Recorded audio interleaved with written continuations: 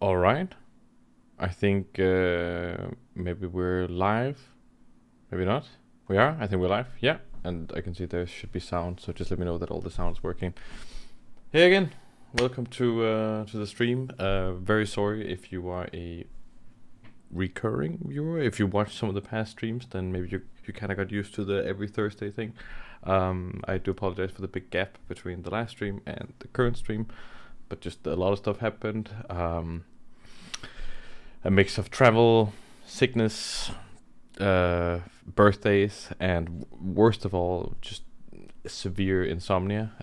I have like insomnia kind of every other year or something, and sometimes it's really bad. And I have it a little bit here, but it was only a couple of days, but it still was enough to kind of knock me out. But enough about that. Welcome to the stream. If you're watching, please let me know that you're in the chat and that you are watching. Let me know that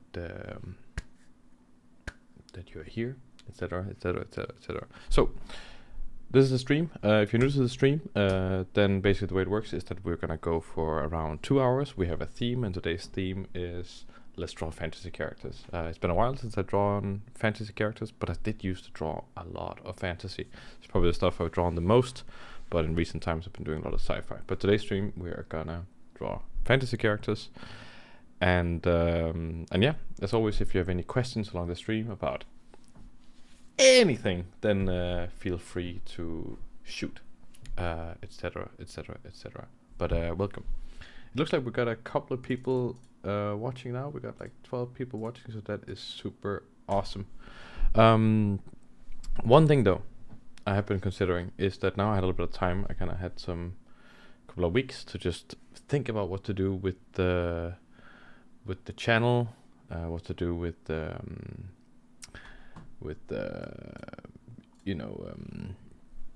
streams and stuff like that, and I have been thinking I wanted to just narrow it down a little bit, just so I'd rather create a good product that people can kind of expect. They kind of know what they're getting into. It's not that it can't change, but it's already a stream, so so it's always going to be a little bit dynamic. But I'm thinking maybe about like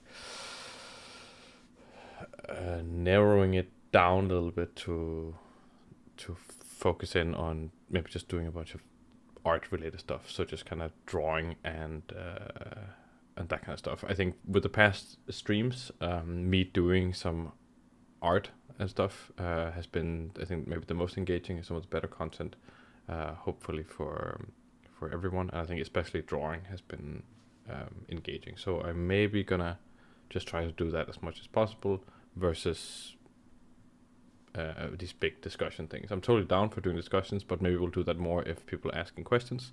Then naturally it will flow into something like that. So that's maybe what to expect over the next couple of times.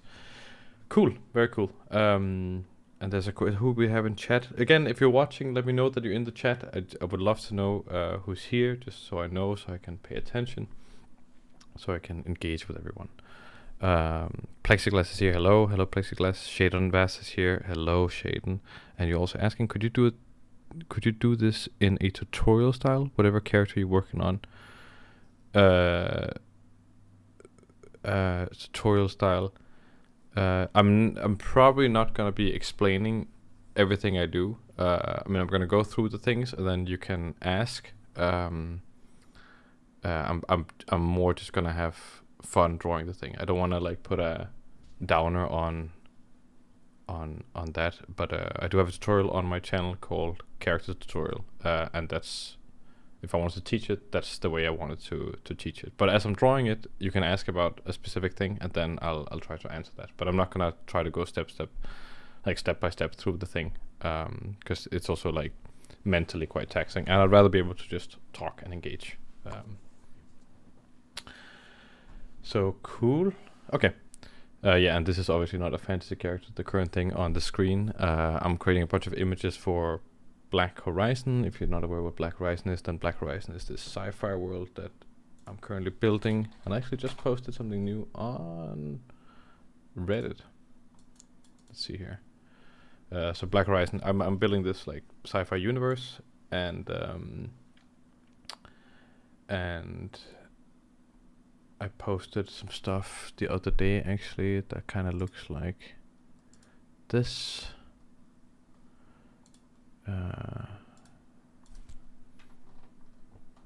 I posted these like shots here. I think they're also on ArtStation actually. But I just posted something new today. And that was not the ones.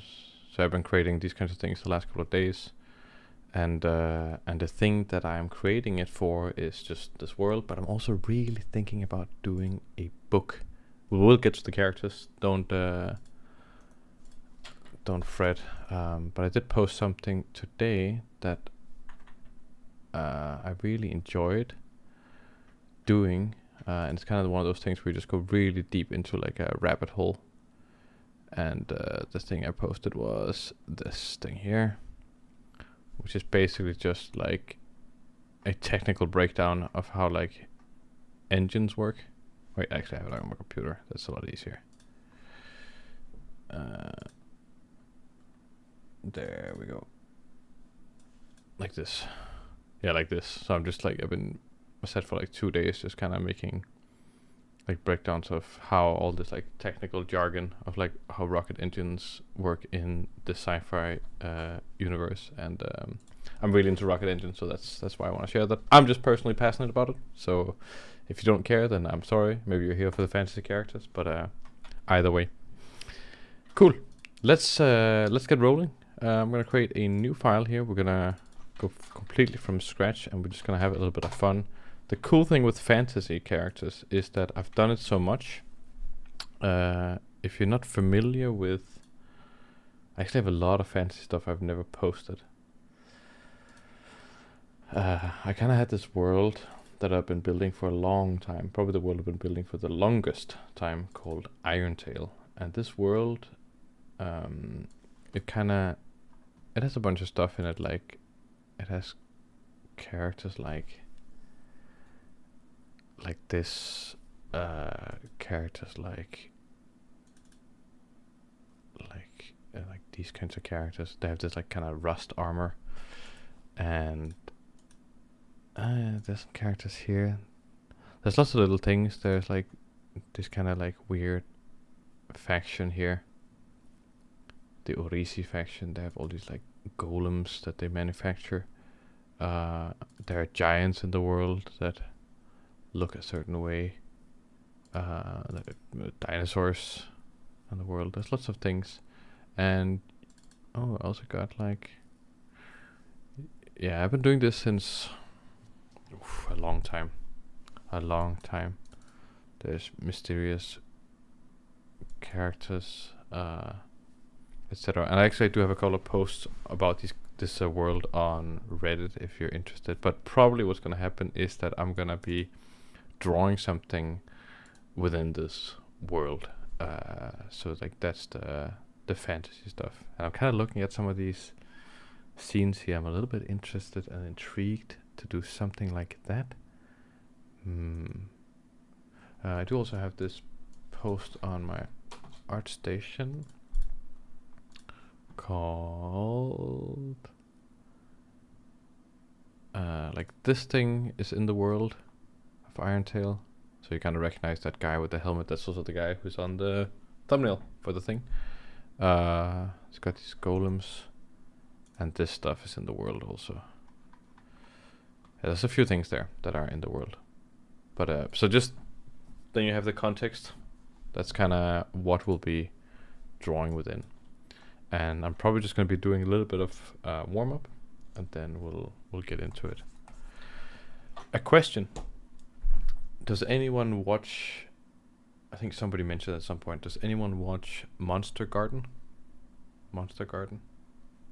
You know, he kind of did this video called I redesigned dwarves or something like this, and then he's been streaming a lot. I think he has a really cool thing going on with kind of streaming and talking, and I guess I wish I could do something a little bit similar. So if anyone has any tips or something like that, then that'd be great. you know, I just want to do good content for you guys watching. I want to make sure that it's interesting and engaging. Okay, what to draw? What to draw? I'm probably gonna just warm up a little bit by drawing a troll or something. Also might do a critique feedback session in the future again. Maybe a demon troll actually. So that's something we could do again. We did the last time. It was quite like mentally taxing, but it was pretty. It was pretty interesting, and I think a lot of people got something out of it. So that's super nice. Etc. Are the streams good?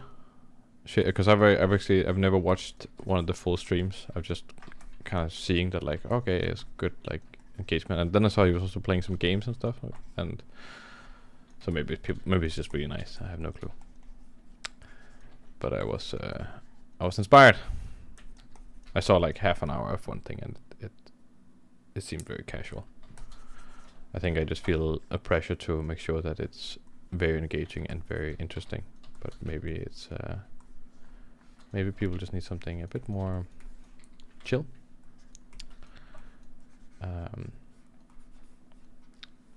And right now I'm just warming up.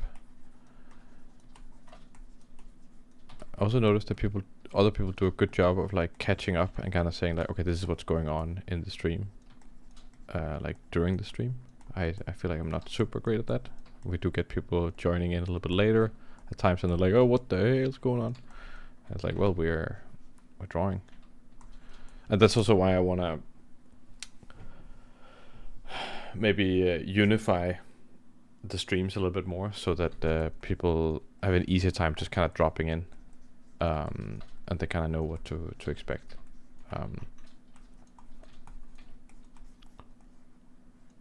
But I do really like it if people have questions about anything, then you really feel free to ask. Like that is generally the best thing that you can do, is just ask questions in the chat. Then I'm very down to answer anything.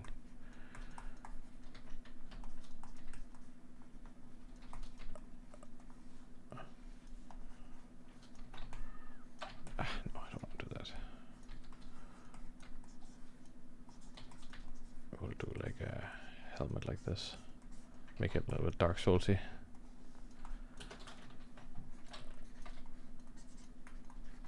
And give it like a big pauldron or whatever. I have warmed up today though. Like I have been drawing a lot today already, so I do feel fresh and ready. I think we can make some pretty good things. This is just a warm-up. I'm not actually drawing. I mean, I'm drawing a fantasy character, but it's just supposed to be the warm-up. But etc. I'm kind of drawing this guy here. Oh.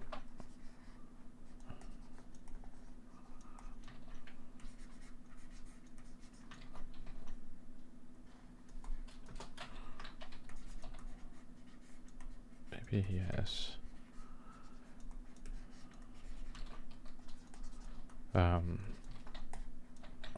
So one thing to keep in note is that like I'm a fast drawer. Like, and I'm not like saying that as like a bragging means or anything like that. It's just that's just the nature of it. I'm usually pretty fast at making the things. I will draw things quite fast, and get to where I need to get pretty fast. And I think that's mostly to do with just that's the way I've been developing my technique for the past like 10 years. You know, I've just been speed has been the important thing, and I think more than it coming out of like, oh, I want to just be fast and that's impressive, it's I've had so many things I wanted to do like project wise that it's like, oh, I want to do this, I want to do this, I want to do this, and in order to be able to fill it all out with the stuff that I want to fill out, I had to get fast. So it's more out of necessity than, you know, necessarily like want, because it is nice to just take your time with drawing, but this is just the nature of it now, that for me it's gotten pretty fast. So if you're kind of seeing something, you're like, oh, what happened there, what happened there, or maybe you're just going like, oh my god, he's so slow, he has no idea about anything, then no, but generally I'm pretty fast. Also, if I'm working with a client or something like that, or been working on projects, then that's typically the thing that I excel at, is delivering good things fast. Or good. I mean, that's. I hope they're good, But I mostly focus on design more than illustration or anything like that. This guy kind of looks like he did something bad over here, and he's kind of like, whoops, and then, kind of got his flail thing going on here, which is kind of funny. Like that.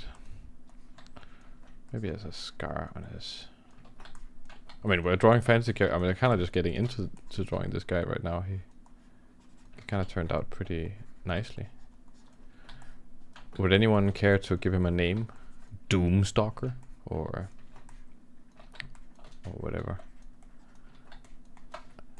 But let me show you. Okay, we can talk a little bit about drawing these characters. So something that I explain in the video called How to Draw Epic Characters, I think that's what it's called, is the importance of kind of construction and constructing your character.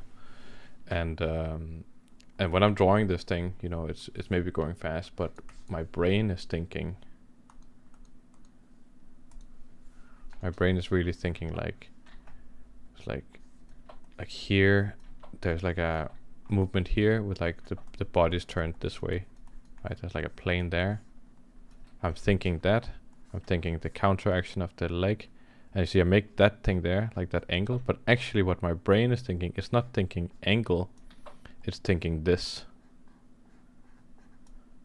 Like I'm thinking like a box, right? Like that. So when you're sketching really, really fast, and it's like, oh, it looks good and looks in perspective. That's because behind the scenes, somebody is thinking about like all these principles, and these are the construction principles. Like all these things are being considered whilst doing everything, right? And that comes through the sketching process, etc. So all these things here, like this all comes through here. I'm thinking about all these things as I'm drawing the thing, and the silhouette and the lines, they look the way they do because I'm considering these things whilst I'm sketching, right? And the way to practice it is not to practice sketching, not at all. I think Shambler, right? Shambler is a good name. Thanks for that name, Spy Ninja. But as I was saying, like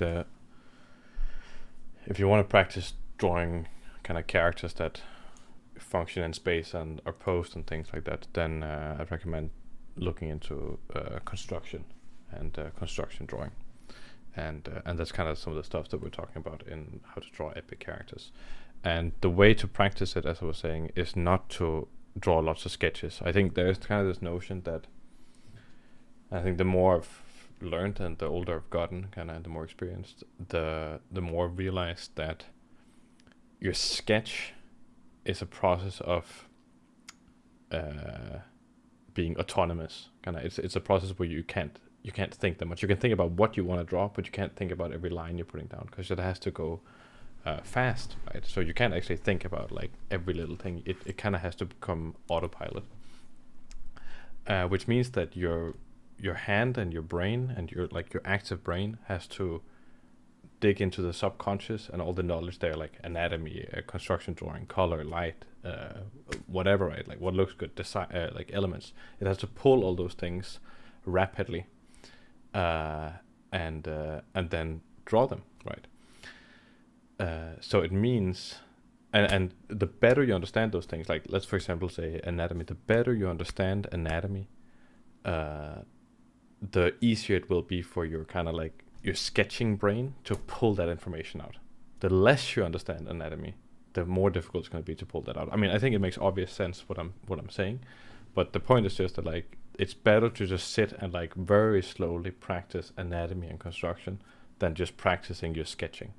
I see a lot of people who are like, oh, I really want to get better at sketching, and then the advice they get also is just like, well, then sketch more, you know, like if you do something more, then you just get better at it. Like, well, sure, but like maybe the thing you're actually looking for is for your sketch to have more construction or anatomy or those kinds of things.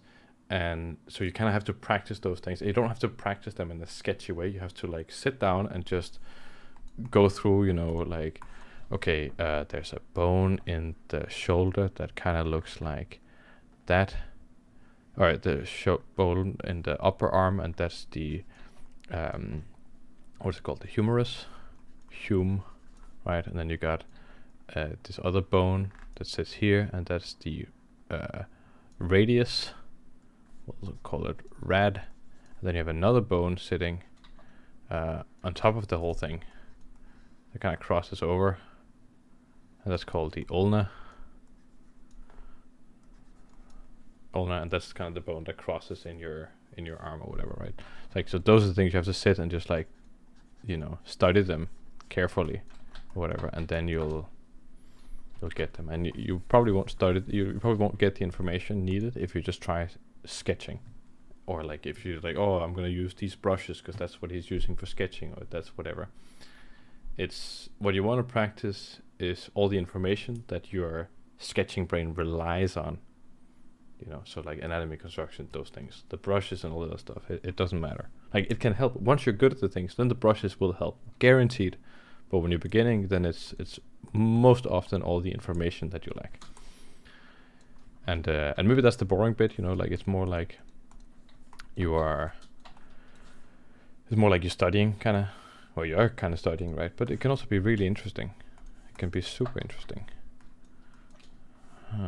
What do I want to do with this guy here? So now I have this guy. I like just kind of grabbing the entire thing like this. Select, modify, contract by 3, and then just filling it in like this. And just like, you know, let's just put that in there. He is still the Shambler. I'm gonna put that up there. There we go. Shambler. And if anyone's curious about how I'm flipping the canvas, then it's under View, Flip Horizontal, not Image, Rotation, Flip Canvas Horizontal. It's View, Flip Horizontal, and I set it to Control F in the preferences. What it does is it flips the view. It doesn't actually flip the image, so it's a lot faster, and I think it's the way to do it. So, and then you're like, why should you flip your canvas? Well, that's just to check that your balance and your alignment is right. So this guy, he's kind of in perspective, and you know, you're just kind of like, you're seeing it from a different angle, and you're like, oh, actually maybe that line doesn't line up there, or whatever. I think it's rare actually now that I see that something isn't aligned on the stuff that I'm doing, but it's still just, it helps you assess everything. Okay, so we got this guy here. Let's make him a little bit more fun. I'm gonna darken the extremities. It's always a good trick to just create a little bit of contrast, and you'll see that also on humans, is that we have the skin tends to be overall a little bit darker, especially if you're kind of like more of a like Caucasian complexity, or like also if you're Asian, like if you have lighter skin, basically. If you have lighter skin, then you'll see that bit more like darkness around the limbs. You'll also see it if your skin is like darker, but it's a lot more slight. you won't see the blood through the skin as much. But on you know, kind of like my skin tones, you'll see that my hands will be brighter than the center of my body. My hands will be darker than the core of my body, and that's just because of the blood presence. So it's always a good kind of like trick to darken those areas if you want to separate out the things.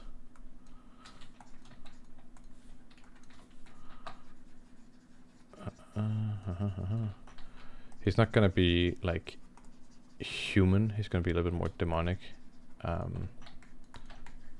This guy here. So I'm gonna just figure out these things. It looks like we got a fair bit of people here, but not really seeing anyone saying hello. It's just nice to know who's here. You don't have to, of course, but I really do appreciate it. If maybe that's too much pressure, that's also okay.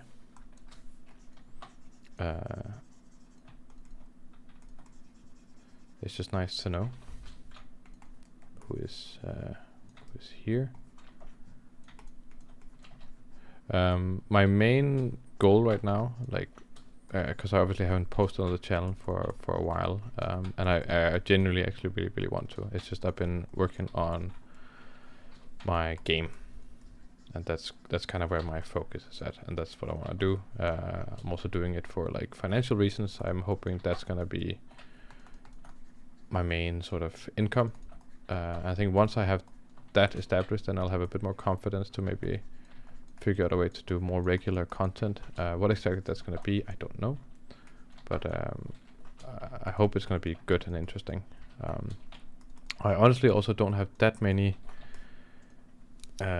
things up my sleeve with like Blender. I do learn new things every day still, you know, in Blender, and I can share some things, and I would love to share the things, but it takes a lot of time. But something new I learned today was that in Blender, in Cycles, they have removed a thing called the shadow pass. You can see in Eevee, the shadow pass still exists, and the shadow pass looks like this. Shadow pass looks like this. Let's just create a plane here. Shadow pass looks, I'm gonna make this red. There we go. Shadow pass looks like this. It's just a black and white version of the shadow. But in Cycles, they removed it, and it used to be there, because I used to use it all the time.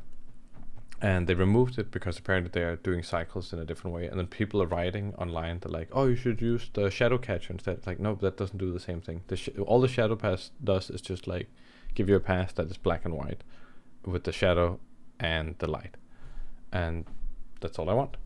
But no, you can't have that anymore. So now I've kind of gone over to using diffuse direct, and then just making that black and white, and crunching those values. So little things like that, you know, because Blender changes like that, that'd be good to share, because I do have videos where I talk about those kinds of things.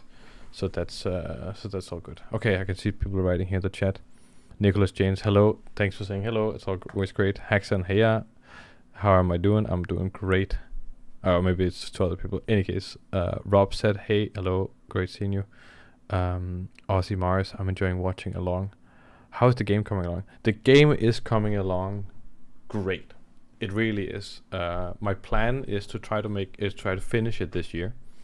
I really wanted to like release it this year, but right now what I'm doing is that I'm working on a mock-up trailer for the game, and then I'm using the mock-up trailer to direct some of the decisions in the game, so I can finish the trailer, so I can put out a trailer, so you guys can kind of see the vision for the game, and that's coming along really nicely. All of next week, that's just what I'm gonna be doing, and then the week after that, and hopefully until the end of the year. So the game is coming along nicely, for sure. And I'm also learning some things about Blender in relation to the games that are very different than that. And something I have been thinking about Shadon. I'm working on a first-person parkour game. You can see it on my channel. There's the 2 latest videos are about that game. You know, I'm learning lots of things about Blender in relationship to the game that also could be interesting to share. That are very different than the stuff that I usually share, and they're related more to like game development. But I'm also learning a lot of stuff about Unreal, and I have been considering doing like an Unreal tutorial with kind of like making assets and programming and just making a small first-person game in Unreal, just like a bigger thing that really, you know, from a perspective with someone who's actually made a game. And hopefully, when I made that thing, I would have made a game. So that should be, you know, that's kind of the thing. Either way, so that's what's going on right there. Is anyone watching from Denmark? Because I'm drinking this. You know, this is a local drink, but it's a raspberry drink, but it's a very special. And I have a theory, and I think it's really, really interesting. So this thing right here, right? I'm gonna put it in big. There. Hindbærbrus. So that's in Danish, right? It's basically raspberry soda. It's not just a drink; it's a soda. The point is that this drink, I kid you not,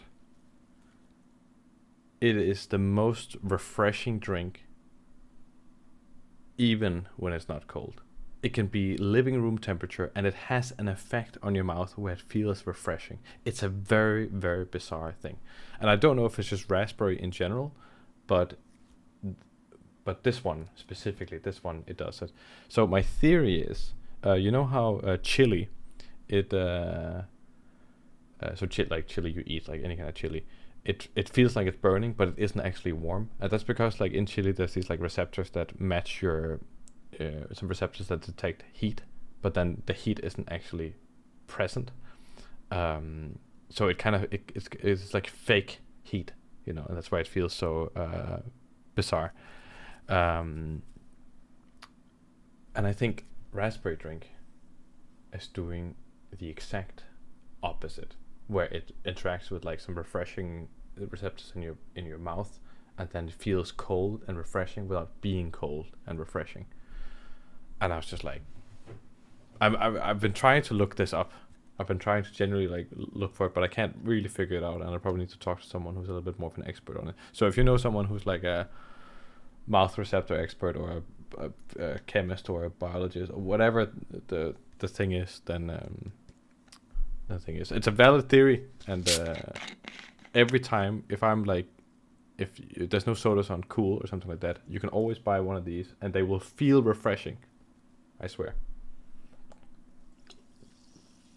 This one's also cold, so it's pretty good. Any case, okay, there's some things. Plexiglass says you get it. I think it's the raspberry. I don't know exactly what it is, but it could be. Hi CG, I guess Critical Giants. Hope you're doing well. I'm glad you're making this video, man. It will help me tons with my character creation along with your advice from last time. Thanks again. No problem.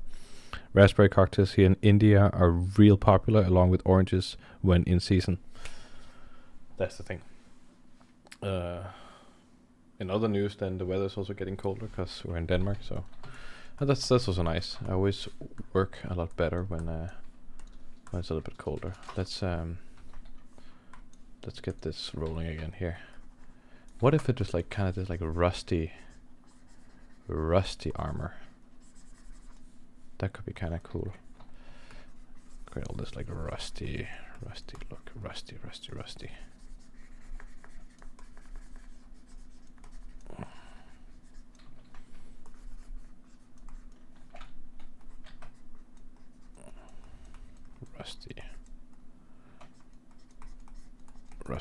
Rusty, maybe it also protects his stomach, like that. And then, or what about this like oxidized copper kind of thing?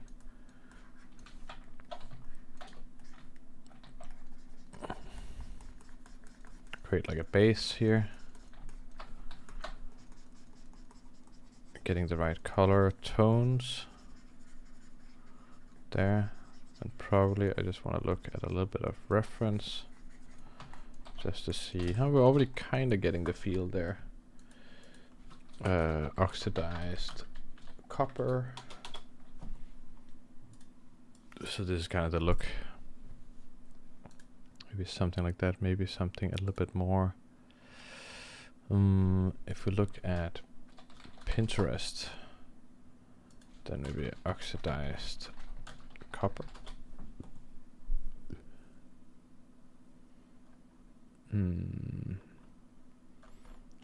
Maybe like antique.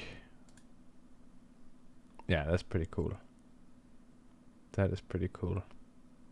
That's a cool thing in general right there.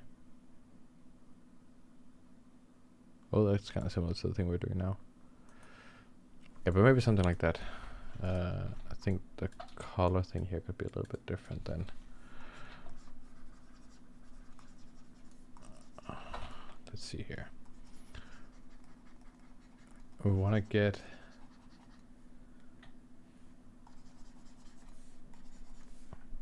maybe even more bluish.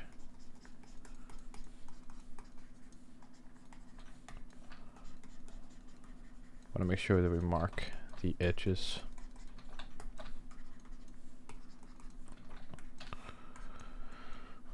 Dun, dun, dun, dun, dun, dun, dun, dun. Maybe actually this whole arm is kind of just one big. So it's a little bit gladiatorial right now, and that's also okay. So maybe we can get something where it's a little bit more golden, maybe.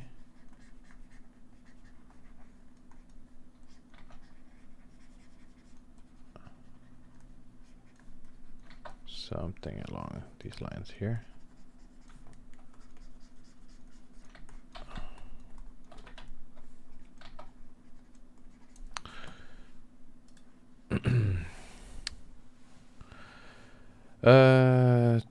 Let's see, what's some questions here. I've had it in Malmö as well, the drink, yes, exactly. Just joined Hunter, what did I miss? You didn't miss much, a lot of rambling mostly, but you did miss, maybe you missed the thing about the raspberry drink. That was probably the most crucial thing you missed. Basically, this was supposed to just be a warm-up, and then I was going to draw a character, but now I'm just kind of drawing this thing. Because, you know, it's kind of just getting into it. And maybe Rob C writes, I've started a game graphics major, really looking forward to character design in second year, just drawing my boxes now. Nice. Game graphics major. Where, Rob C, are you doing your game graphics major? And where you're from, I guess. I guess that maybe that will answer. Yeah. Where you're from and where you're doing your major. And is it a, so you're saying a game graphics major, is it, are you going to be doing like 3D, like making actual characters for games, or are you just doing like concept art, or are you just doing just the whole thing, just like making games? DAE housed Belgium. I'm assuming it's Belgium. Not Belgium. Belgium does sound like a cool fantasy place. Welcome to Belgium. No, actually, maybe it sounds more like a disease. I have Belgium.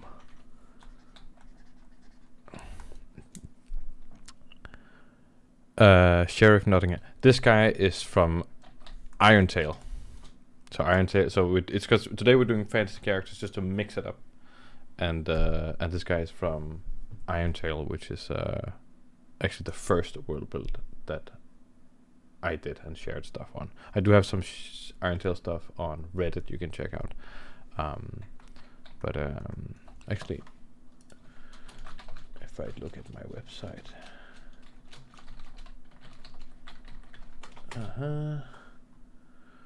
Then Irontail. This is Irontail. Da da da da da da da da da da. Different races, different things. Oh yeah, look at these sketches. Yeah, super finished and polished. That's exactly my thing. But yeah. Meram 0S Meramos, I guess that's the name. What style do you mainly prefer when making characters? Do you aim for more realism like Karl Kopinski or KJG, Kim Young-ji? Okay, or do you stick to concept art illustrations which are rough in nature? I definitely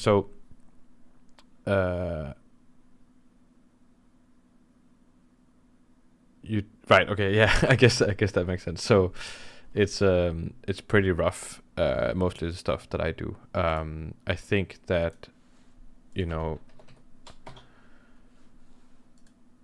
with 3D, you know, I have a tendency to be a little bit more like precise. I think it's just the nature of 3D, but still, even so, it's still like rough around the edges. Here and there, it isn't perfect.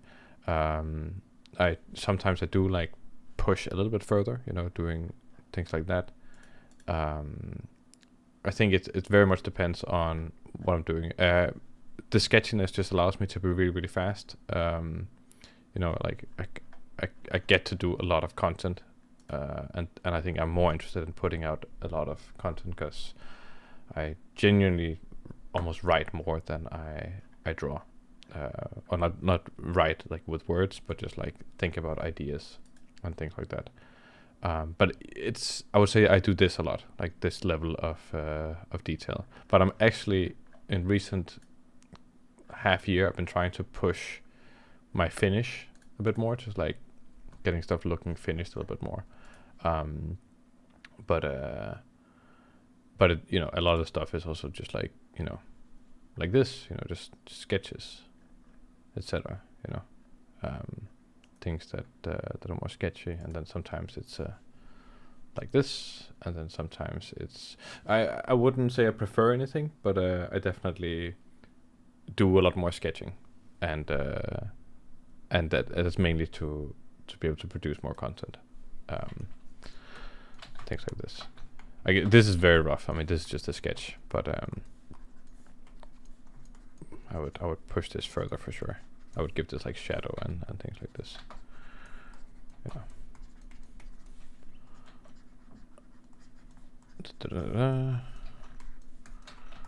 Okay, cool. We kind of got something going on here.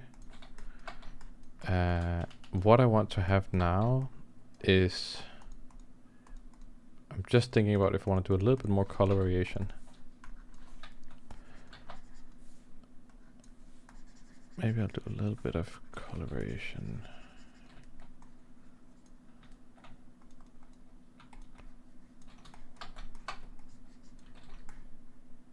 Yeah. Then maybe some stuff like that.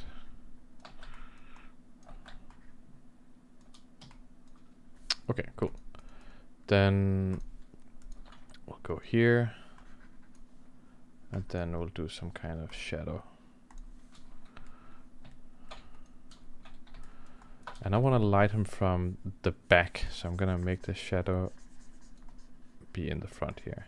And this is really where like my know-how of form is really gonna like kick in and let me do some funky stuff.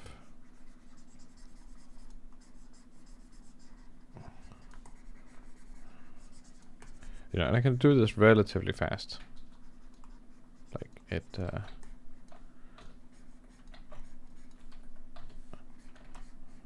know, then we get this kind of more spooky feel. Like very much like he's up to no good. Or that he just did something that was bad. Whatever it is. See, I just completely changed the mood. Ooh. That's what I love about painting, is that you can really create these things. And then maybe I'll create a little bit of bounce light. Go here, set this to add. Create something.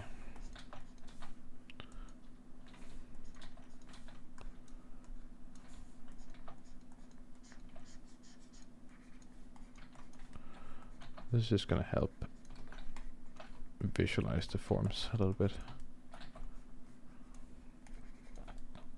Visualize the forms.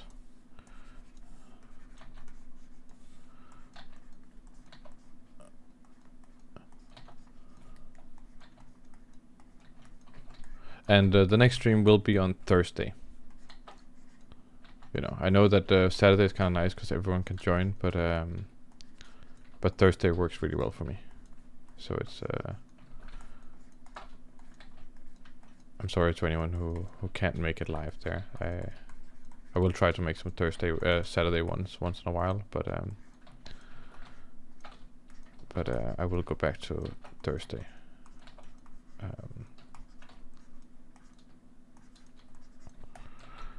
So we kind of got that going on there. You know, we got a little bit of that bounce slide. I'll write Shambler in a different way actually. Maybe I'll find a cool font.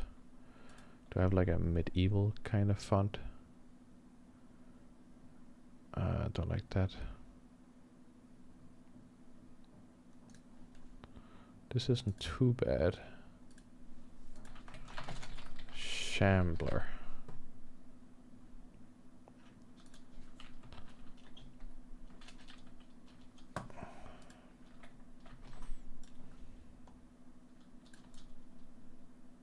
Yeah, actually, this kind of works.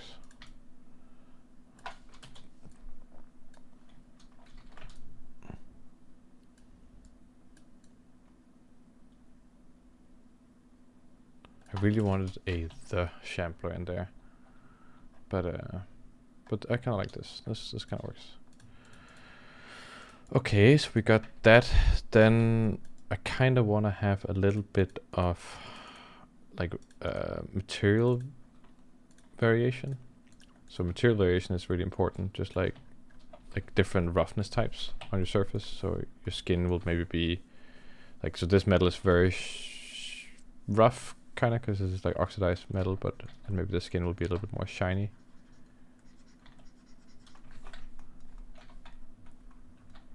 And maybe I'll set this to screen actually, and lower the thing a little bit.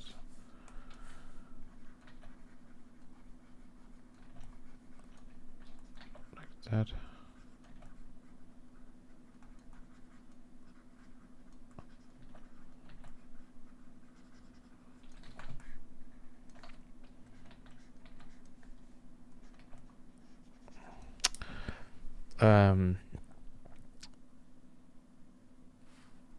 Well, I was wondering how he'd fit into sci-fi as a medieval boy. Right, yeah. Do you have a favorite fantasy book series? A favorite fantasy book series? A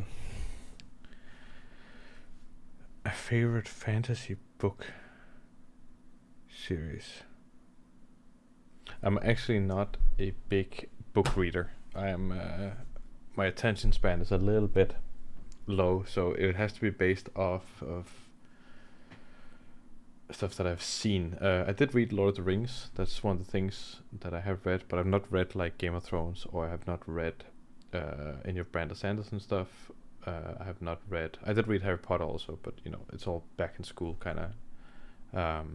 I just don't. I kind of wish that I was a little bit better at that, but I do have a tendency to go on kind of fan wikis and just like read about something for a couple of days. So I do know about a lot of the things. But a favorite book series. I'm gonna change that to just favorite fantasy series. I think I probably like Game of Thrones the most. So I guess A Song of Ice and Fire, but I think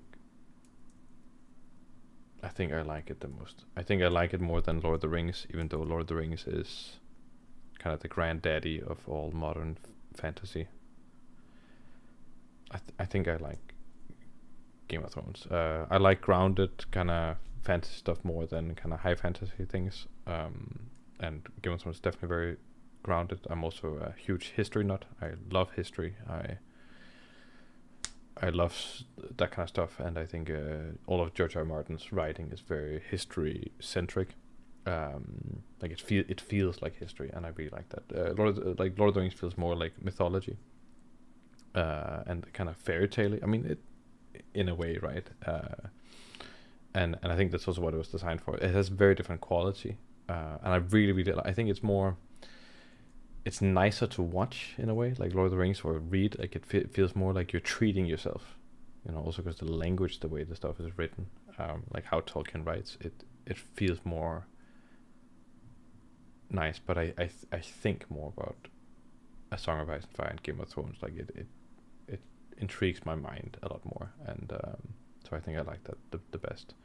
But then probably Lord of the Rings comes right after that. Harry Potter's not really my thing. I think I enjoyed the movies more than the books, because I'm not really a fan of the world or the characters. It's just not my thing. It's a bit too magical. But I think the movies did a good job of making good movies, kind of. So I like that probably more. That's not saying that the films are better than the books. It's just more that was how it worked for me. Thinking about other things, I kind of wish that I had read like Dune. I wish I had kind of read that. That did seem kind of interesting, reading Dune and things like that. But yeah, you know, this guy is for like Irontail, which is this fantasy world that I'm doing. It's definitely also it's a more grounded than. Oh, is it more grounded than something like Lord of the Rings, or is it like, you know?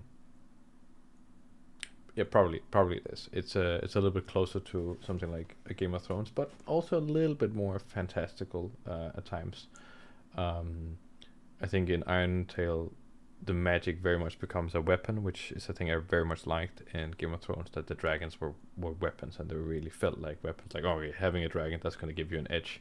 You know, some guy who's really good is not just gonna come and take out the dragon. It's like, no, it has to be a coordinated effort. I quite like that. Irontail is very similar in that sense, that magic is weaponized, and that kind of grounds everything in a way. And I really like that. And it's, you know, in Irontail they Irontail is kind of an interesting world. Like, I think, you know, generally more people are that's not where I wanted to go. My website, there we go. Generally, I think people like in general people like fantasy more than like sci-fi. It's a very, you know, it's kind of hard to say, but I think there are more fantasy IP games than there are sci-fi IP games. You know, fantasy has a natural draw in a different way that sci-fi. Sci-fi is more, it's like a curiosity, where fantasy is like escapism in a different way. Right? It's like, oh, it's this fantastical world, where sci-fi is like, oh, it's the future, or something like that. It's a different draw, depending on the fantasy and the sci-fi, of course. But I think something interesting in Irontail is the magic system is very much based on forms of alchemy, mixed with a foundation of magic. And my point was that the bigger conflict in Irontail is that there are essentially false gods, right? Gods who are not gods. They are just individuals who amassed a bunch of power and magic, alchemical weapons, and they're kind of keeping themselves alive through these alchemical weapons, and they've kind of, you know, settled themselves as gods. The struggle of the world is that, like, and I think of many fantasy worlds, or I guess I think that happens in fantasy worlds, is that they never really develop, you know, like they keep being fantasy. And I thought that was a little bit interesting. So in Irontail, you kind of have this arms race where we're at a point where technology is going to start like out competing the magic system, or the alchemy and these things, and how do the gods kind of respond to that. So that's, in the grand scheme of things, that's kind of what's going to happen in Irontail. And that's also cadence to the name, right? So gunpowder is just starting to become a thing. So there's this war thing, and that was an idea I had for a long time. And then I watched, spoiler alert, Attack on Titan, and there's a similar thing going on there at some point. I'm not gonna say anything more, but that's just, there you go. Um, and yeah, and I think those kind of themes that I think are really interesting. You know, so etc. etc. Who's writing on? Okay. For anyone watching, we also have a Discord. It's not mega active, but there is some activity here and there, and I do answer some things and give some feedback once in a while, and people do share their work from time to time, and that's been great to see. So if you are not on that, you can join that and so on and so forth. We're kind of at a halfway point right now where we're gonna take a 5-minute break. So if anyone wants to go to the bathroom, grab tea or something like that, then we're gonna take a 5-minute break, and then we'll get back to drawing after the break.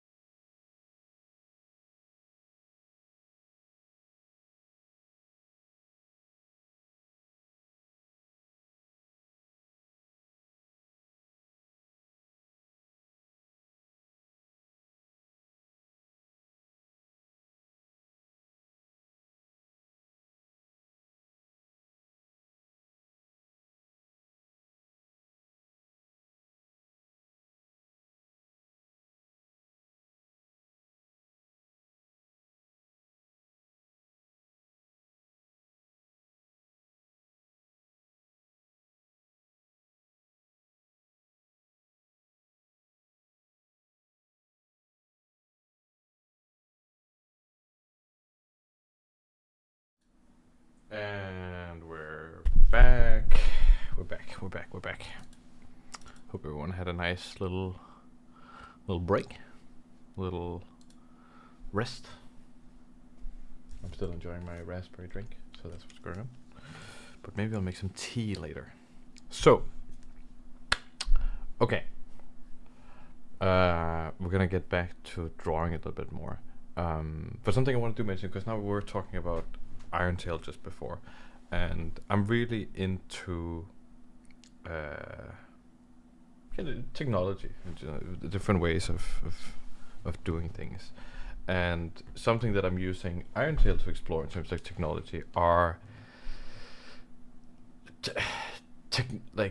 technologies that could have been at a time where they were just on the cusp of being like developed, or they could potentially have been developed, but nobody did it. You know, I think an example of this is, does anyone know the instant Legolas from Jörg Sprage, or whatever his name, Jörg Sprage, from the Slingshot channel?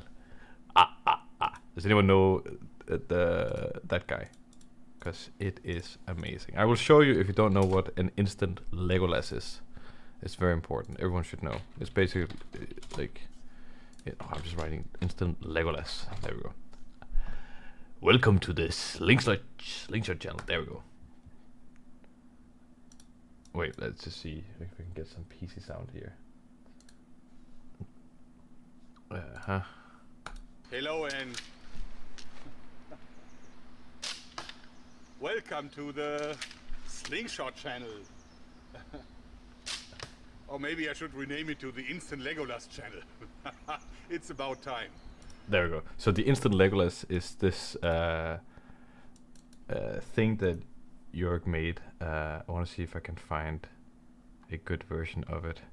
There's maybe Todd here who is testing it, and essentially it's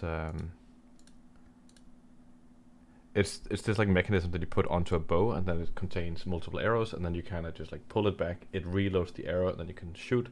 Pull it back, reload, and you can shoot, and you can have like 5 something arrows in it. It's something that seems like it would be pretty useful, because there's also versions that can assist you in drawing back the bow for to help with the strength and stuff like this. It's the kind of technology that could have been developed in the medieval ages or something like that, but it wasn't. Nobody thought about it, I guess, or maybe it wasn't practical. Maybe somebody did, but it seemed like it would have been practical, but nobody did. So things like that I find really interesting, incorporating it into a fantasy setting. So I spent a lot of time researching these kinds of things. There's also the thing that the the Greeks had technically developed a steam engine. It was more like a fun thing. And then there's like some historians who kind of like, the Roman Empire was so sophisticated and so advanced that they were kind of on the cusp of like a renaissance and like an industrialization almost. Like they had so many things going for them that they could have reached a point and the world would have been very, very, very different. They had roads, everywhere and things like this. And the medieval times was actually a step back in many ways. Then other technology came creeping along that made the way for a bunch of modern science and these kinds of things. But I just think it's fascinating interjecting some of these tools into the thing. And another one I've been thinking about, also researching, is the flywheel trebuchet, which looks like this. So a trebuchet, right? So this is Tom Stanton. If you don't know who Tom Stanton is, then he makes great videos about like little kind of engineering projects. And he did this thing at some point where he's basically explains the principles of a trebuchet. Trebuchet is a kind of catapult, one of the more powerful catapults, and then yada yada yada. Yeah, he used to build a trebuchet, blah blah blah. But now he's going to build a flywheel trebuchet, and essentially the point of the flywheel trebuchet is to, instead of just having this weight go there, then you can keep adding power into this flywheel that just keeps spinning and spinning and spinning and spinning around, and then all that energy storing into the wheel, you release that all into the shot, and you know, feasibly you should be able to get more energy into that sling arm. And I thought, you know, like this is technology that could have been developed. You know, they had gears and linkages and stuff like this back in the day, so why not create a flywheel trebuchet? That could have been awesome. You can kind of see this is kind of the point here. He's like spinning it around, and then he lets go, boink, and then it just flies. And you can kind of see how this could become really powerful, and it just flies out there. And I think in the end, he really pushes it. And I recommend watching the entire video. I don't want to just like show his video like this, but the principle is really interesting. So things like that, including that into Irontail is kind of what I'm doing when I get the opportunity. That was a little bit of a tangent. I'm gonna go back to drawing now. You know, I think we could continue on the Shambler. Okay, actually, let's let me hear from the chat. Should we continue on the Shambler, or should we draw something different? Because I'm totally down for drawing something different. It was supposed to just be the warm-up. Let me hear. Do you want to continue the Shambler, or do you want to do something different? I'm gonna give you a minute to write.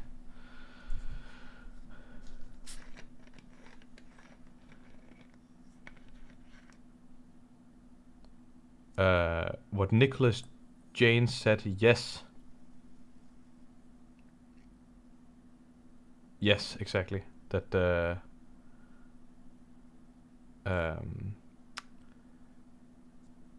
yeah, this thing of like, it's kind of like, you know, they will have some things that we have, like swords and these things, but maybe they develop stuff slightly differently.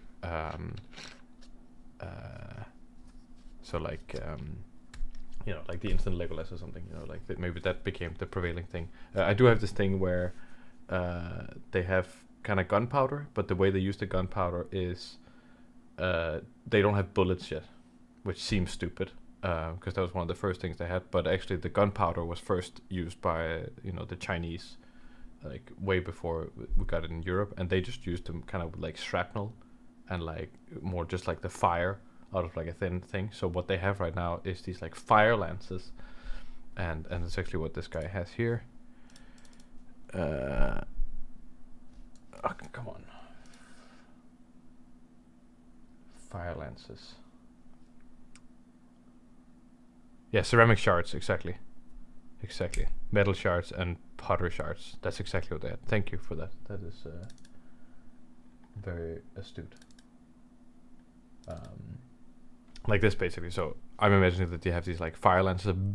It's basically a wooden stick with a tube on it, and then it's just stuffed with gunpowder and a little bit of shrapnel. And they haven't really figured out the tight seal yet. And I know it's shaped like this, but that's because they're inching their way close to the whole thing with a bullet. But this kind of is like it's more shrapnel and fire, so it shoots maybe like max 20 meters or something like this, and it's very uncomfortable to be hit by. But it's a slightly different thing, and it means that the tactics are different. They will use this as like a lance, you know, to sit on horseback, charge, and then shoot each other like 20 meters different distance on the horses or something like that, which I think could look very dramatic.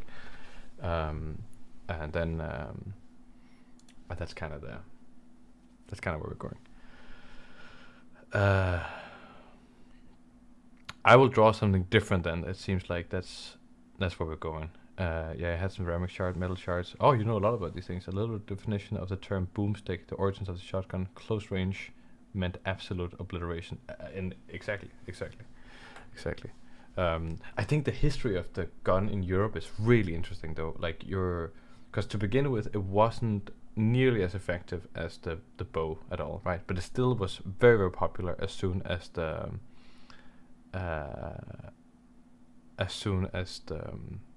gun kind of came, and it was basically a metal tube with a ball inside and then gunpowder, and then shoot it out. But it was adopted, like and favored in many instances because it took no time to teach people how to use it. The big problem with bowmen is that like you kind of have to practice a lot to be a good bowman, and that was, you know, like that was a career, right? But But the gun, you could just give it to someone, and then you'd be like, yeah, put the fire here and aim it, shoot.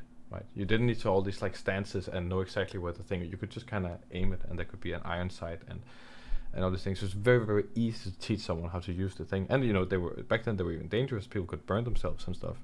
But I love that was the reason for the adoption, not because of its inherent effectiveness. It was the combination of effectiveness with the ease of use and training. And the bow did remain, you know, relevant for a long time still, because a trained bowman was still better than a boomstick man. But then slowly, as the weapon got better, it got easier and easier to just, you know, once you got a skill, you know, you could start aiming and stuff. Then it was a very different business.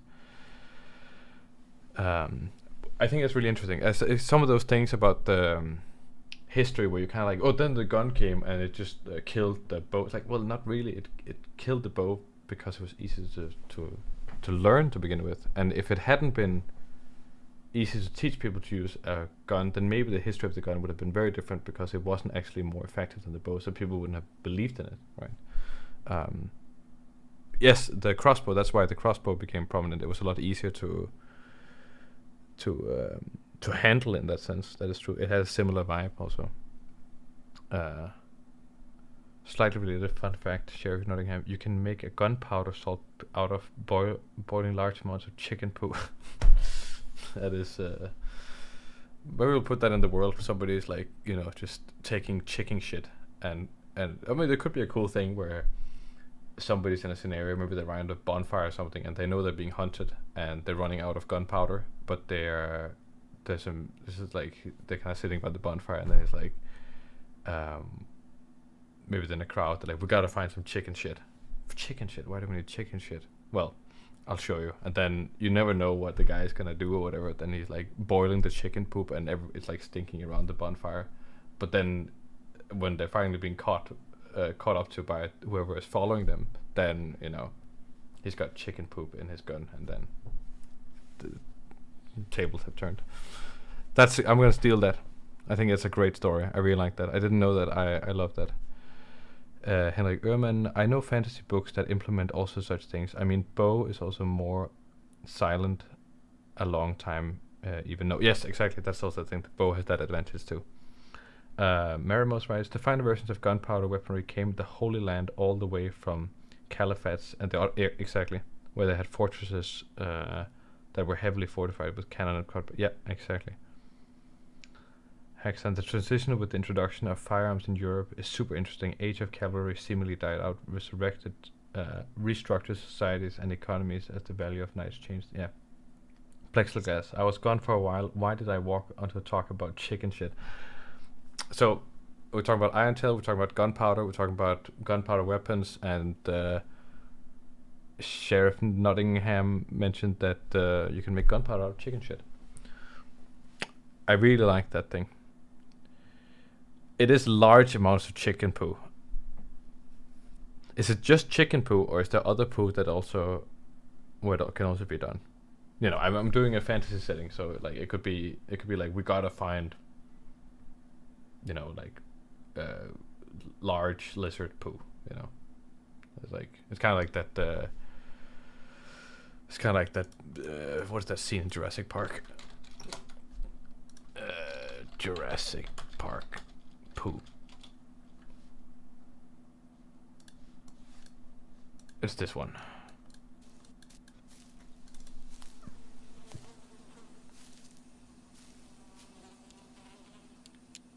That is one big pile of shit. That's exactly what it should feel like, you know? That is one big pile of shit. And then maybe they find that big pile of shit, and then they...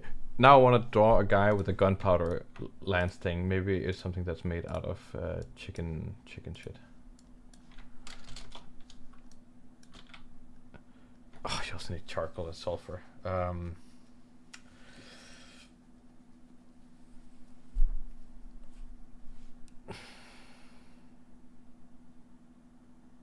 We'll find a way. Well, charcoal is pretty easy. You just burn some wood. But then sulfur, I mean... So you're basically saying that the stuff that's in the poop is just saltpeter.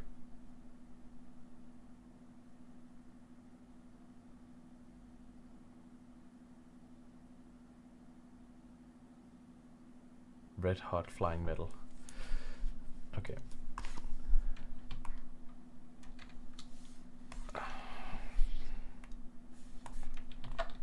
Maybe we could draw a... I kind of feel like drawing a girl.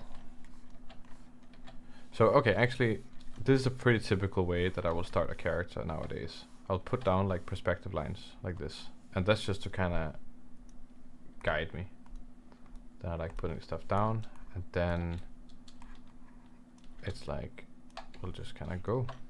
And I'm kind of imagining a pose. So here I'm drawing out like really big, like I'm just finding the gesture for one of the legs, and that's kind of the leg that carries everything.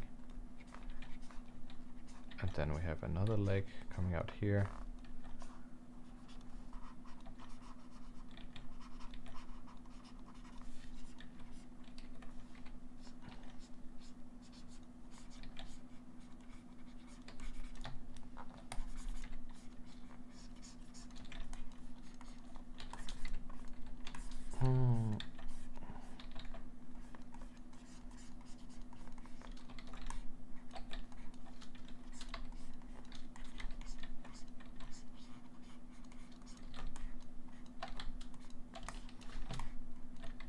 Something like that.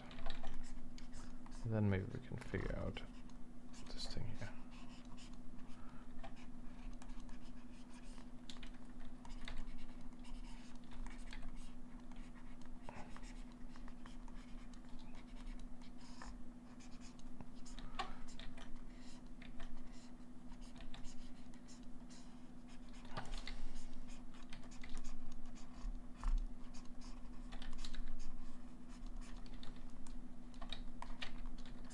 A little bit too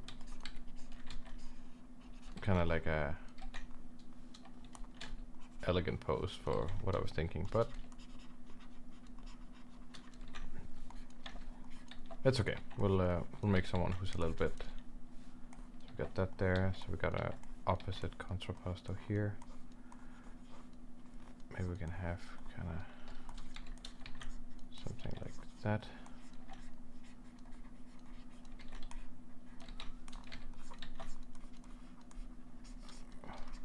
We're gonna make someone who's kind of holding a rifle like this. So you kind of see this like line here, right? That's the rib cage, and then what I'm drawing here is the back muscle, the latissimus, and you can see that nice intersection right here, right there. That's what gives you this like little pocket of space in here between the pectoral, so that the chest muscle which sits here behind the breast. You know, and then the arm, and you got this nice little intersection area. That's a really important thing to get, and you only get that with construction. Just saying, just saying. Maybe it's a little bit stronger, kind of. That's it's gonna be like a female warrior, like a Joan of Arc kind of character.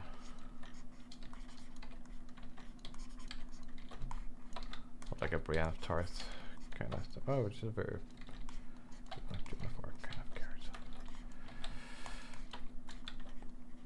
Then maybe she can have a head that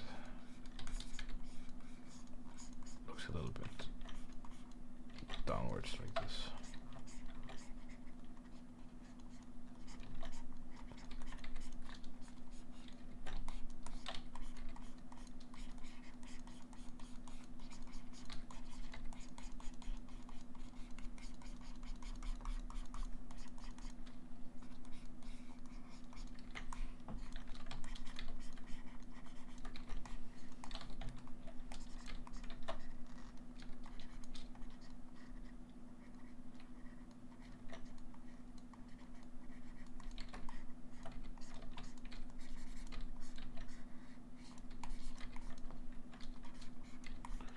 It's maybe a little bit mannish.